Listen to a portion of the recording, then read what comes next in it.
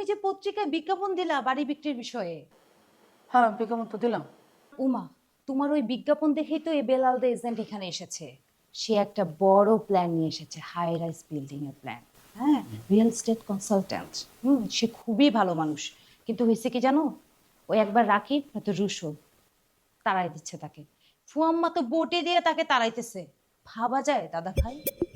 কি বলিস, ফম্মা বটি দিয়ে তাড়াচ্ছে, রাখিব রাখিবও এর মধ্যে ঢুকে গেল। কিন্তু আমার বলতো এখন এটা মানে এটা কেমন কথা, এটা বলতো।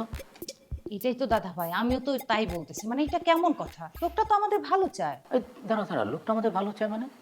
মানে বাড়ি বিক্রি করতেছি আমি। ও আচ্ছা, এখানে তোর ভালো আছে না?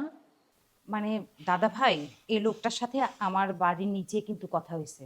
সে হ্যাঁ, একটা বড় প্ল্যান নিয়ে আসছে, মাস্টার হ্যাঁ, প্ল্যান নিয়ে। হ্যাঁ, যদি সেখানে বাড়িটা তুমি বিক্রি করে দাও, যদি তাহলে সে যদি এই প্ল্যানটা এক্সিকিউট করে, হ্যাঁ, তাহলে এখানে একটা রেস্টুরেন্ট দিবে, হ্যাঁ, মানে আমার রেস্টুরেন্ট হবে। হ্যাঁ, হ্যাঁ। তার কাছে কিন্তু ইনভেস্টরও হাতে আছে।